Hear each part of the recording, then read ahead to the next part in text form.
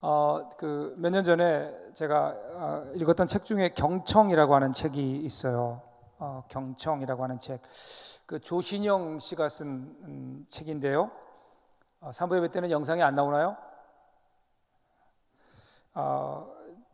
많은 사람들의 관심과 사랑을 받았어요. 혹시 여러분 가운데 이 경청이라는 책을 읽어보신 분이 있나요? 예, 역시 제 예상에서 빗나가지 않게 한 번도 안 읽은 것 같아요. 이 책에 등장하는 주인공의 이름이요, 이청이에요. 이청. 근데 이 사람은 이청이라기보다는 그 회사 내에서 이토벤이라고 불리우게 되는데, 왜 이토벤이냐면 베토벤에서 온 거예요. 근데 음악을 잘해서 음악의 어떤 귀재라서 이토벤이 아니라 여러분, 베토벤이 청각장애인이어서 잘 못 들었잖아요. 그러니까 이 사람이 남의 얘기를 전혀 안 듣고 자기 말만 하고 자기 고집만 피우는 사람이에요. 그래서 별명이 이토벤이에요. 어떤 사람인지 알겠죠? 여러분 여러분 마음속에 떠오르는 사람 있나요? 그 사람, 똑같은 사람이에요.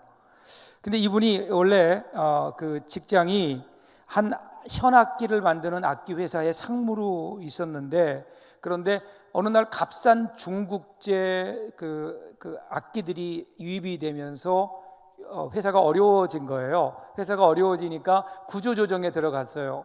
구조조정에 들어가니까 누군가 나와야 되잖아요. 그래서 회사와 잘 타협을 해가지고요, 목 좋은 자리에 대리점을 얻는 조건으로 자진 퇴사를 하게 됩니다.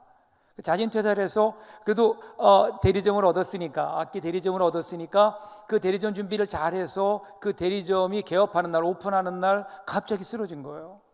갑자기 쓰러져서 병원에 실려갔는데, 병원에서 진단을 하더니 의사가 하는 이야기가 뇌줄기암이라는 거예요. 뇌줄기암. 뇌종양하고 비슷한 거죠. 감당할 수 없는 겁니다. 갑자기 쓰러졌는데 뇌줄기암이라는 거예요. 이 현실 앞에 그는 절망하지만, 그래도 생각해 보니까 내 인생을 이대로 끝날 수는 없지 않은가 생각하는데, 제일 먼저 떠오르는 사람이 하나 있는데 자기 아들이에요. 근데 그 아들은 발달 장애가 있는 아들이에요. 근데 그 아들이 유일하게 좋아하는 게 있는데 바이올린이에요. 바이올린을 잘 켜요. 그래서 내가 죽기 전에 나의 사랑하는 아들에게 이 바이올린을 하나 만들어줬으면 좋겠다, 이런 꿈을 갖게 되고, 그래서 여러 가지 어떤 우여곡절 끝에 그가 근무했던 회사의 무급사원으로 다시 들어가요. 그런데 그 회사 본사가 아니라 강원도에 있는 악기 공장으로 들어가게 되는 거예요. 근데 악기 공장에서 거기에 제3팀이라고 하는 팀 속에 들어가게 되는데, 그런데 그 팀이 어떤 팀인가 하면 수제로, 손으로 아주 고급 악기들을, 현악기를 만드는 팀이에요. 거기는 전부 장인들만 있는 거예요. 그러니까 기술자들만 있어요. 여러분, 이 장인들만 모이다 보니까 나름대로의 프라이드가 있고요, 자기 고집이 있고요, 자기 관점이 있어서 쉽게 서로를 바꾸지 않는 거예요. 서로 바꾸지 않아요.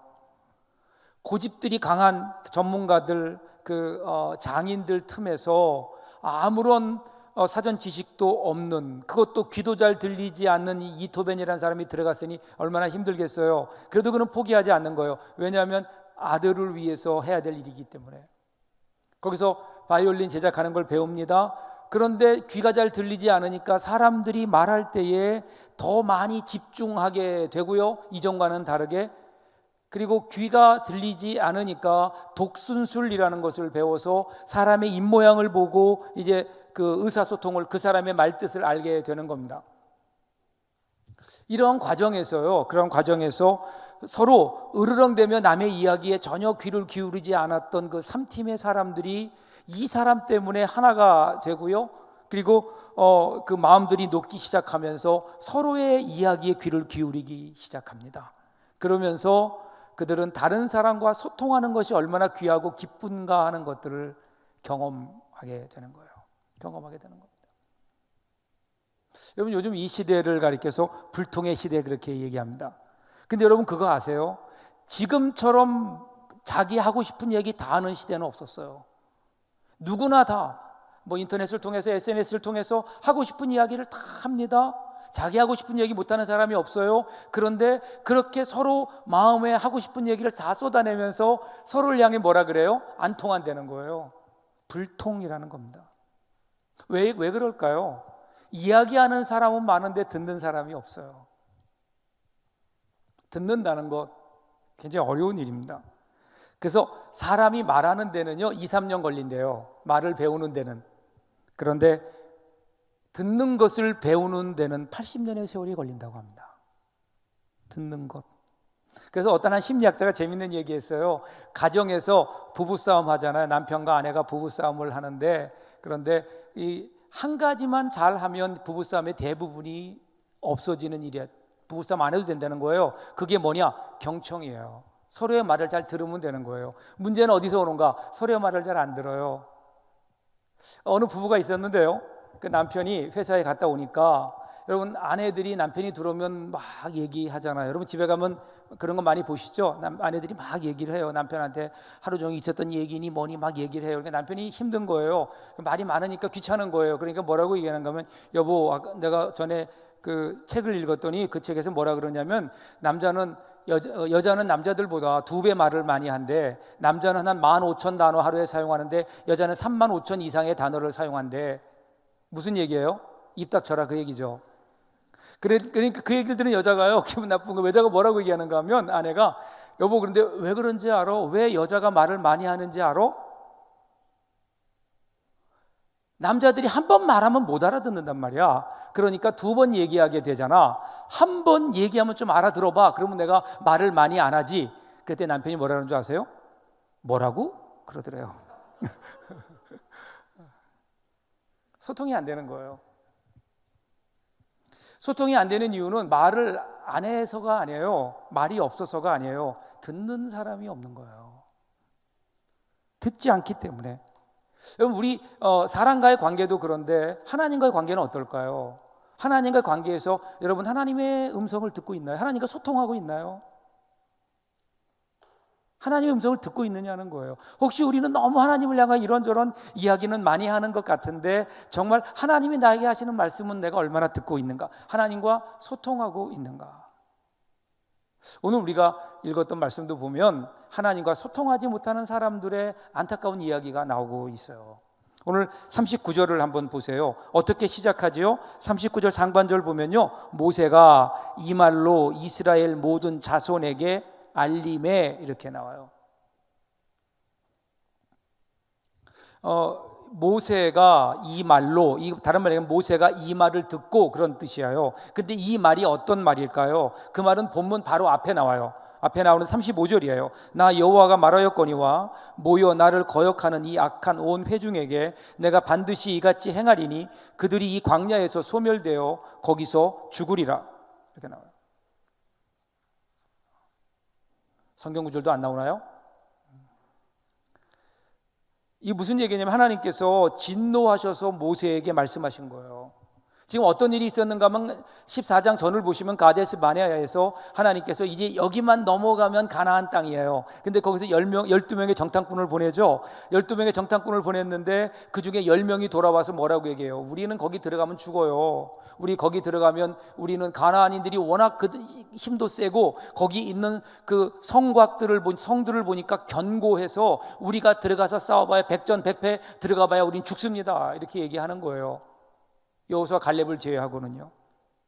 근데 그것은 가나안에 들어가는 것은 하나님의 뜻이었어요. 하나님께서 가나안으로 가라고 하신 거예요. 그런데 못 가겠다는 거죠. 그러니까 하나님이 지금 모세에게 말씀하시는 거예요. 야, 가데스 바네아에서 너희가 가나안 가기를 거부했으니까 너희들 가나안에 이제 못 들어가, 이렇게 된 거예요. 가나안에 못 들어가고 또 너희들 중에 어떤 사람들은 다시 이집트로 돌아가자 그러는데 그것도 못 가게 할 거야. 내가 못 돌아가. 그리고 너희들은 광야로 다시 들어갈 건데 광야에 들어가서 40년 헤매다가 다 죽을 거야, 이렇게 얘기하는 거예요. 하나님의 진노예요. 하나님의 징벌이에요. 거기다가 또 그 다음에 어떤 일이 있나요? 악평했던 10명의 정탐꾼들은 하나님의 진노를 받아 죽었어요.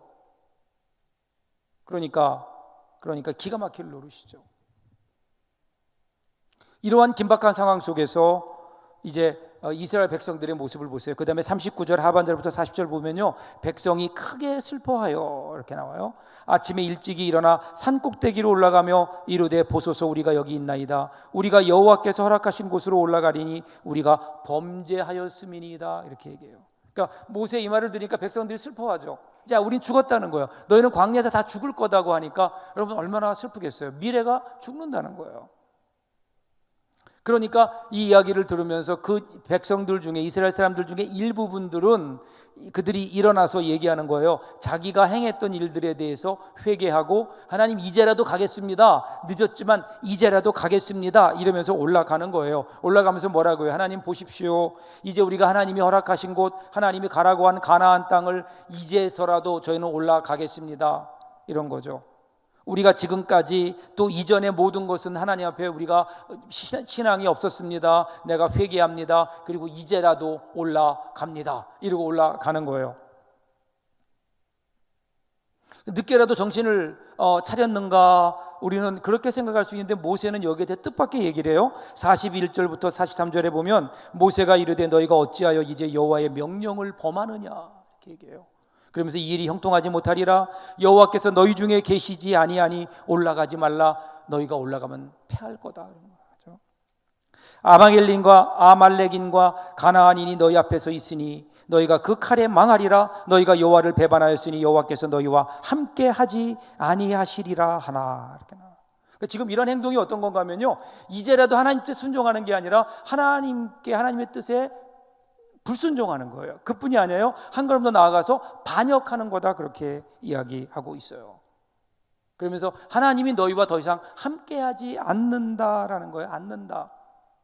하나님이 원하시는 일이 아니라는 거예요. 근데 지금 이스라엘 백성들은 뭐예요? 올라가겠다는 거예요. 그래서 지금 모세가 가지 마라, 가면 너희 죽는다 그러는데 고집 피우고 갔어요. 44절 보세요.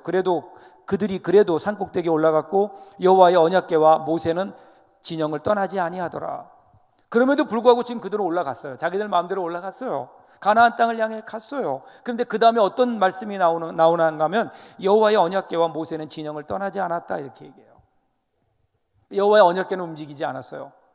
이게 무슨 말일까요? 여러분, 지금까지 이스라엘 백성을 인도해 온 곳은 구름기둥 불기둥이었어요. 민수기를 보면 하나님께서 구름기둥 불기둥으로 인도하셨는데 구름기둥 불기둥이 머무는 곳이 언약궤였어요. 구름기둥이 일어나면 그러면 언약궤가 움직이기 시작하고 맨 먼저 움직이고 백성들은 언약궤를 따라서 움직이게 되어 있어요. 이 언약궤는 하나님의 임재와 하나님의 인도하심인 거예요. 근데 지금 언약궤는 그대로 있어요. 그 무슨 얘기예요? 여기에 있으라는 거예요. 근데 지금 이스라엘 백성 가운데 몇몇 사람들이, 한 무리들이, 그들이 일어나서 그 하나님의 법궤가 움직이지도 않았는데, 하나님의 구름기둥이 움직이지도 않았는데 일어나서 자기들이 그냥 올라가겠다는 거예요.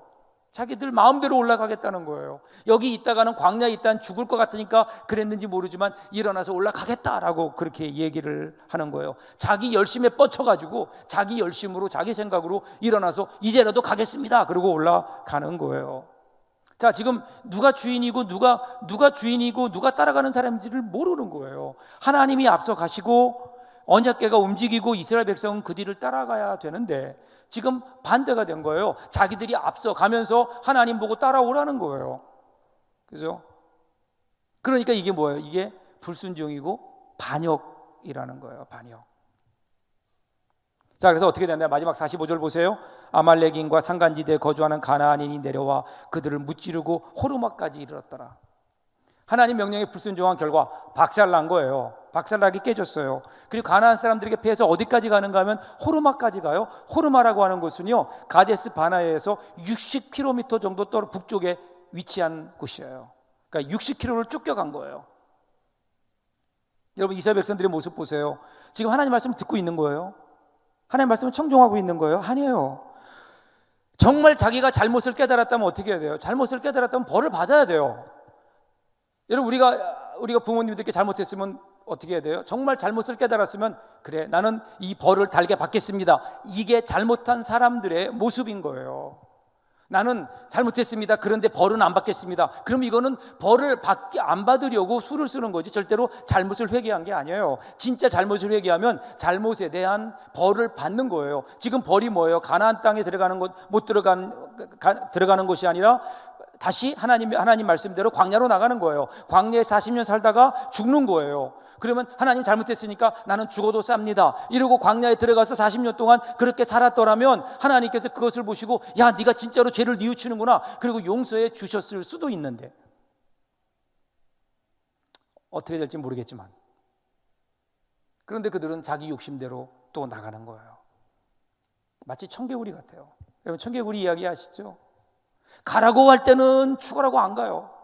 그리고 이제는 가면 안 된다 그러니까 또 죽어라고 올라가요. 어긋장을 놓고 있어요. 뭐가 문제일까요? 뭐가? 하나님 말씀을 안 듣는 거예요. 하나님 말씀을 듣지 않는 거예요. 오늘 우리의 모습은 어떨까요? 여러분 하나님의 음성을 듣고 있느냐? 하나님 말씀을 따라 살고 있느냐라고 하는 것을 지금 성경은 우리에게 묻고 있잖아요. 왜 이런 일이 일어났나요? 이유는 단 하나예요. 단 하나. 민수기 14장 22절 보면 내 영광과 애굽과 광야에서 행한 내 이적을 보고서도 이같이 10번이나 나를 시험하고 내 목소리를 청종하지 아니한 사람들은 내가 그들의 조상들에게 맹세한 땅을 결단코 보지 못할 것이요 또 나를 멸시하는 사람은 한 사람도 그것을 보지 못하리라. 이유가 단 하나예요. 뭐예요? 청종이에요. 청종. 이 청종이라는 말은 히브리어로 샤마라는 말인데, 이 샤마라는 말의 첫 번째 의미는요, 주의를 기울여 경청하다라는 뜻이에요. 근데 여기서 끝나는 게 아니에요. 그 다음에 순종하다라는 의미까지 있는 거예요. 그러니까 듣고 순종하는 거예요. 이게 샤마, 청종의 의미예요. 그래서 청종이라는 말은요, 샤마를 청종으로 번역한 건 참 잘한 것 같아요, 번역이. 그래서 두 단어잖아요. 들을 청, 종자는요 따를 종. 그래서 듣고 따르는 게 청종이라고 하는 거예요. 청종. 그런데 지금 이스라엘 백성들이 청종에 실패했어요. 자기 마음대로 하나님의 음성을 제대로 듣지도 않았고, 하나님의 음성을 들었음에도 불구하고 그 음성에 따라 순종한 것이 아니라 자기 마음대로 자기 뜻대로 자기 인생을 막 살아나간 거예요. 그러니까 청종하지 못한 거예요. 청종하지 못하니까 그 인생이 방랑의 인생이 되어버리는 거죠. 여러분 하나님의 음성을 어떻게 들을 수 있나요? 하나님의 음성을 그럼 어떻게 들을 수 있을까요? 우리가 어떤 한 청년이 하나님 음성을 들어야 되겠는데 어떻게 하면 하나님 음성을 들을까 생각을 했대요. 그래서 아침에 딱 일어나서 하나님의 음성을 들을 뜻을 알려면 아침에 딱 일어나서 기도한 다음에 하나님 오늘도 나에게 말씀하여 주시옵소서, 그 다음에 성경책을 딱 잡고 성경책을 딱 펴서 제일 처음 나오는 말씀이 그게 하나님 말씀이다, 그 말씀 붙들고 살겠습니다, 이런 거예요. 그래서 열심히 기도한 다음에 성경을 딱 폈더니 마태복음 27장 5절이 나왔어요. 유다가 은을 성소에 던져놓고 물러가서 스스로 목매어 죽은지라. 이게 이상하잖아요. 이게 아닌데 하나님 뭐가 잘못됐네요. 한 번만 더 하겠습니다. 그리고 한 번만 더 기회를 주시죠. 그래가지고 두 번째 딱 기도하고 또 성경책을 딱 열었더니 이번 누가복음 10장 37절이 나오더래요. 예수께서 이르시되 가서 너도 이와 같이 하라 하시니라. 그러니까 도저히 하나님 말씀을 받아들일 수 없으니까 하나님 3-4번인데 한 번만 더 기도하겠습니다. 한 번 더 기도할게요. 한 번 더 기회를 주십시오. 그리고 마지막 세 번째 기도하고 딱 성경책을 폈더니 요한복음 13장 27절이 나왔대요.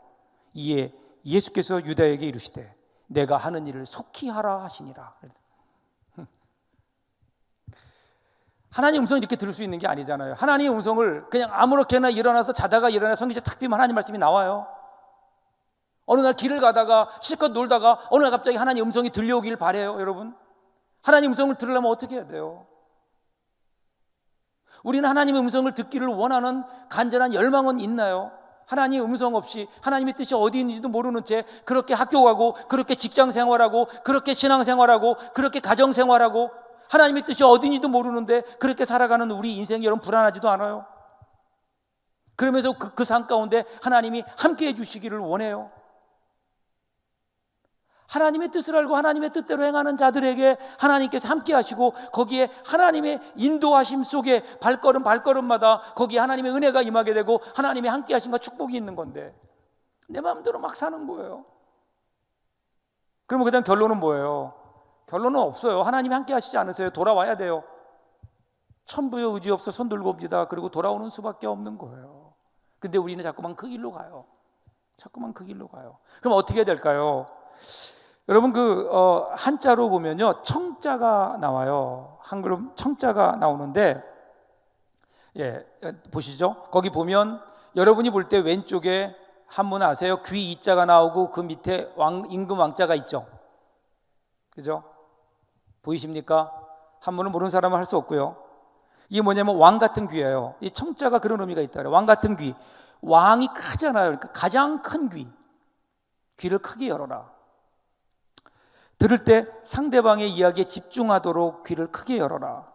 두 번째는요, 위에 보면 열십자와 눈목자가 옆으로 누워있죠. 10개의 눈이에요. 10개의 눈, 완벽한 눈. 그러니까 이야기할 때 상대방을 집중해서 바라보는 거예요. 상대방이 왜 이야기를 하는지 10개의 눈을 가지고 그 사람을 보는 거예요. 그 다음 마지막 세 번째는요, 그 밑에 보면 한일자와 마음심자가 있어요. 보이시나요? 하나의 마음이에요. 마음을 같이 하는 거예요. 같이 하는 거예요. 그러니까 여러분, 우리가 하나님 말씀을 들을 때, 사람의 이야기를 들을 때도 그 사람의 이야기를 제대로 들으려면 귀를 크게 하고 10개의 눈을 가지고 하나된 마음을 가지고 들어야, 그래야 들을 수 있는 거예요. 그 사람의 이야기를 들을 수 있는 거예요. 그런데 우리가 하나님의 음성을 듣는데, 세미한 하나님의 음성을 들으려고 하는데 그냥 그 자리에서 우리가 살다가 어느 날 갑자기 성경책 피면 하나님 말씀이 나와요. 기도하지도 않고 하나님 앞에 무릎 꿇어서 귀를 크게 하고 우리의 눈을 하나님의 말씀 앞에 집중하고, 그리고 우리의 마음을 주님 하나님의 마음과 같이 해서 말씀을 읽어도 하나님 음성이 들릴까 말까인데, 어느 때부터인가 우리는 하나님 말씀을 너무 경시하고 있어요. 그러니까 하나님의 음성이 들리지 않는 거예요. 그리고 나서 종이에요. 따라가야 돼요. 그리고 나서 하나님 음성에 따라가야 되는 거예요. 이게 청종이에요. 그것이 우리들이 이 시대에 우리들이 따라가야 될 그리스도인의 신앙의 모습인데, 저는 목사예요. 목회자가 되어서 많은 복을 받았는데 가장 큰 복이 뭘까? 그러면 새벽기도 하는 거예요. 새벽기도. 제가요, 분명하게 얘기하자면 100% 내가 목사가 안 됐으면 새벽기도 안 해요. 저는 안 할 사람이에요. 새벽기도 힘들어요. 지금도 새벽기도가. 그럼에도 불구하고 내가 목사가 됐기 때문에 할 수 없이 하는 거예요. 새벽기도 안 하면, 제가 안 오면 설교할 사람이 없잖아요.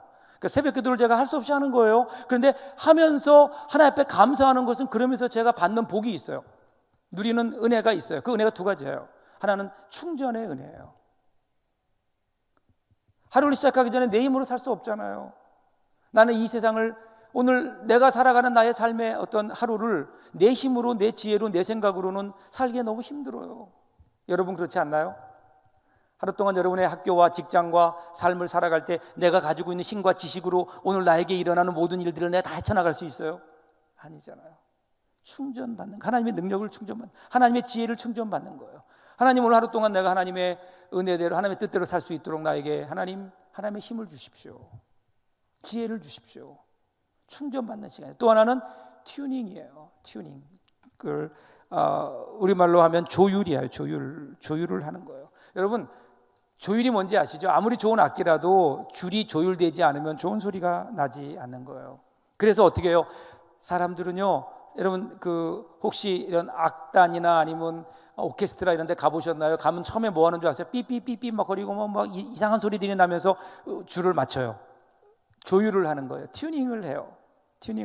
그런데 그 튜닝할 때 그냥 튜닝하는 게 아니라 음이 하나가 있어요. 음이 하나가 라라고 하는 A예요. 코드 A, 라라고 하는 음에다가 모든 악기들이 거기에 그 절대 음으로 거기에 맞춰 가는 거예요. 이거는 1834년에 이후부터 계속해서 지금 내려오는 표준음이에요. 여기에 맞추는 거예요. 그래야 불협화음이 일어나지 않아요. 그래야 아름다운 화음이 나오는 거예요. 거기에 악기를 조율하는 거예요.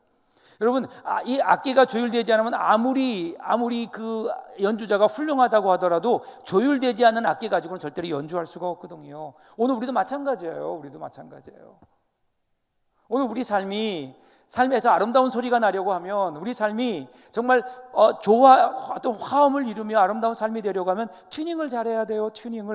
조율을 잘해야 되는 거예요. 근데 어디에 맞춰야 되나요? 하나님 뜻에 맞추는 거예요. 하나님 말씀에 맞추는 거예요. 하나님의 어떤 목적에 맞추는 거예요. 내 목적이 아니에요. 다른 사람들이 사는 방법이 아니에요. 하나님이 원하시는 뜻이 어디 있는가? 거기에 우리의 인생을 맞춰가는 거예요. 이게 우리 영적 튜닝이에요. 이게 맞춰줘야 돼요. 그래야 우리가 청종할 수 있거든요. 청종할 수 있어요. 그래서 믿음이 뭘까요? 믿음은 들음에서 나며 들음은 하나님 말씀으로 말미암느니라. 말씀을 들으며 그 말씀으로 우리의 삶을 튜닝하는 거예요. 흥미로운 것은요, 나중에 여러분 민수기 오늘 우리가 14장 읽었잖아요. 그럼 민수기 21장이 뒤에 있어요. 있어요. 분명히 있어요. 제가 거짓말 안 21장 찾아보세요. 21장에 보면 어떤 얘기가 나오는가 하면 지금 광야 40년 세월을 거의 지난 다음에 세대가 바뀌어요. 그 다음 세대로 바뀌었는데 그 사람들이 이제 가나안으로 올라오는 여정이에요. 가나안으로 올라오는데 그때 하나님께서 그들에게 어떤 선물을 주시는가 하면 호르마라고 하는 곳을 선물로 주세요. 그게 어디예요? 아까 그의 1세대들이 전 부모님들이 올라갔다가 쫓겨서 수치를 당했던 곳이 호르마예요. 그런데 그 호르마를 이스라엘 백성들이 전쟁에서 이기게 하시는 거예요. 이게 무슨 의미일까요? 그때하고 뭐가 달라졌나요? 그때보다 힘이 세졌나요? 그때보다 더 좋은 전술을 썼나요? 아니에요. 그때 40년 전에 호르마와 지금 호르마의 다른 점은 단 하나예요. 하나님이 함께 하시느냐 안 하느냐예요. 그때는 하나님이 함께 하지 않으셨어요. 하나님이 가지 말라고 했어요. 그런데 간 거예요. 지금은요,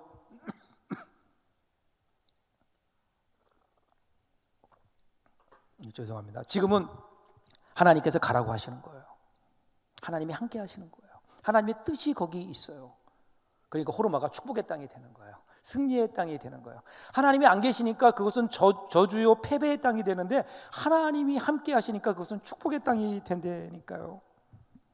하나님이 함께 하셨기 때문에. 유명한 그러면 이어령 씨의 따님이 이민아라는 분이 있죠. 이민아 목사님이세요. 여자 목사님이신데 얼마 전에 세상 떠났어요. 암으로 세상을 떠났어요. 그 아버지 전도하고 떠났는데 그분이 이 땅에 살면서 많은 일들을 했는데 책도 여러 권 썼어요. 그 가운데 그분이 이 땅에서 쓴 마지막 책의 제목이 뭐냐면 땅에서 하늘처럼이에요. 땅에서 하늘처럼. 이런 고백을 해요. 믿음의 길은 이 땅을 걷는 길입니다.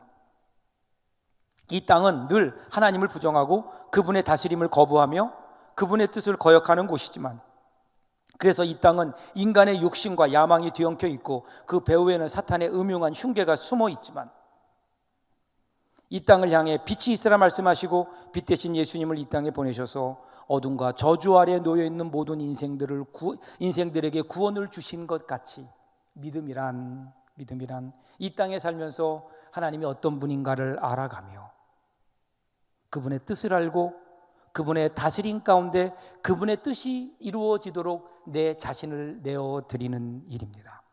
아직 확실하게 눈에 잡히지도 않고 눈에 보이지도 않지만 이미 하늘이 우리 중에 와 있는 것처럼 하나님을 따라 그분이 인도하시는 길을 걷는 것입니다. 그래서 이 땅에서 하늘처럼 살아 결국 하늘에 이르는 길이 믿음의 길입니다. 얼마나 멋있는 고백이에요. 그래서 그분이 이렇게 기도해요. 주님, 저에게는 하늘 아버지의 뜻이 제일 중요합니다.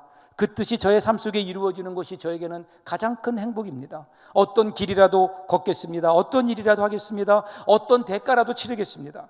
저를 기다리고 내일 무엇이 나를 기다리고 있는지 모르지만 오늘 아버지를 의지하고 아버지께서 인도하시는 대로 가겠습니다. 오직 아버지의 뜻만 이루어 주옵소서. 이렇게 기도해요. 오늘 저와 여러분들에도 이런 기도와 고백이 있었으면 좋겠어요. 우리가 어차피 우리의 남은 삶 살아갈 때 어딜 향해 갈 거예요? 여러분 인생에 나가는 방향이 어디에 있어요? 내 마음대로, 내 뜻대로, 내 판단대로, 아니면 우리 친구들 사는 대로, 다른 세상 사람 사는 대로 그렇게 살면은요, 그러면 나중엔 틀림없이 우리는 후회할 수밖에 없는 인생이에요. 호르마의 인생이 될 수밖에 없어요. 결국은 패할 수밖에 없는 거예요. 우리 마음대로 살 일이 아닌 거예요. 그러면 어떻게 될까? 우리는 하나님의 뜻을 알아야 돼요. 하나님을 청종해야 돼요. 하나님의 뜻이 어디 있는가를 알아야 돼요. 하나님께서 가라고 하시는 곳에 가야 되고요. 하나님이 원하시는 그곳에 우리가 있어야 되고요. 하나님이 원하시는 목적과 방향을 향해 우리가 나가야 하죠. 그러면 그 길이 비록 광야길이다 하더라도 하나님이 그 가운데 함께 하시는 거예요. 하나님이 함께 하시면 그곳이 광야길이더라도 그곳에는 만나가 있고 메추라기가 있고요. 목이 마를 때는 반석에서 샘물도 나게 하시고요. 결국은 하나님께서 그들을 가나안 땅으로 인도해 가시는 거예요. 오늘 저 여러분들이 이 고백이 있기를 주님의 이름으로 축복합니다. 더 이상 내 마음대로 살지 마세요. 여러분 뜻대로 살지 마세요. 하나님께 물으세요. 어떻게 살아야 될지 우리 인생을 튜닝하고 청종하고 하나님 주신 귀한 은혜를 누리며 살아가는 우리 3부 예배 우리 믿음의 식구들 될 수 있기를 주님 이름으로 축복합니다. 기도하겠습니다.